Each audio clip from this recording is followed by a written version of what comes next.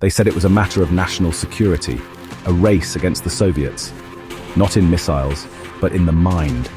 It began like a science fiction story, a secret government program, a team of psychics, and the belief that the human mind could become a weapon. But this was no fiction. This was Project Stargate, a real classified operation run by the CIA, the Defense Intelligence Agency, and the US Army. And its goal? To train psychic spies. During the Cold War, American intelligence got word that the Soviet Union was investing heavily in something bizarre: parapsychology. Reports suggested that the KGB and Soviet military were exploring telepathy, telekinesis, mind control, and more terrifyingly, remote viewing, a way of spying without satellites or agents, a way of seeing the enemy, with the mind alone. Instead of dismissing it, the CIA acted. In 1972, they quietly funded researchers at Stanford Research Institute, now SRI International, in California. The lead scientists were two laser physicists, Russell Targ and Harold Puthoff. But their most important recruit wasn't a scientist. It was a man named Ingo Swann. Swann was a New York artist. He also claimed to be psychic, but not in a vague fortune teller kind of way. He insisted he could see things hidden from view, describe places he had never been, and access something deeper, a kind of non-local awareness. He called it remote viewing. In experiments, Swann accurately described hidden targets in sealed envelopes. He detailed the interior of distant military bases. He even described the rings around Jupiter, a year before they were officially discovered by NASA, and he wasn't alone. The CIA brought in others. Pat Price, a former police officer, was said to be so accurate he could read classified documents from behind closed doors. Joseph McMoneagle, a decorated Army officer, became known as Remote Viewer #001. Over his career, he participated in more than 450 operations.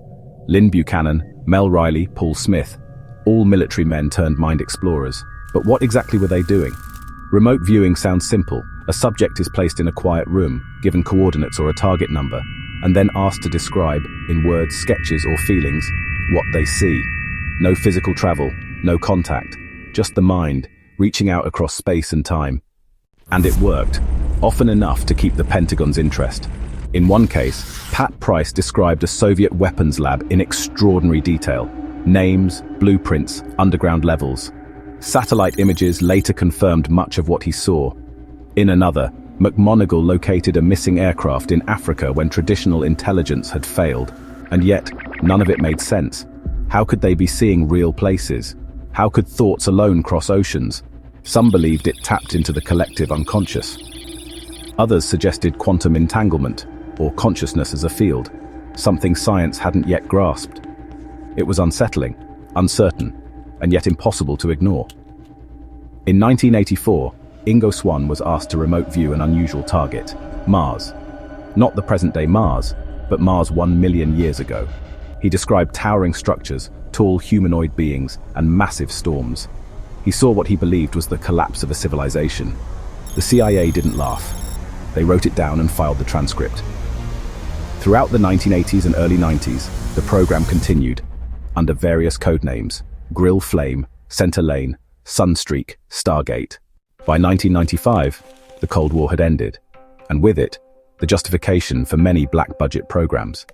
That year, the CIA commissioned a final review of Stargate's results. Their verdict: interesting but inconclusive.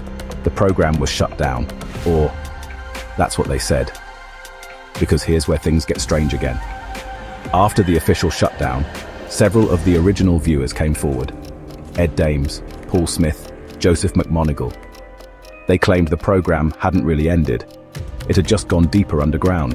That remote viewing was still being used by intelligence agencies, by defense contractors, by private corporations. And today, remote viewing hasn't disappeared. It's taught in workshops, researched in secret labs, and studied under the banner of parapsychology, the controversial field that dares to study the unknown powers of the human mind. Is it real? Can people truly access information beyond their senses? Skeptics point to confirmation bias, selective memory, the flaws of subjective experience. But others, including many in the military and scientific community, remain intrigued.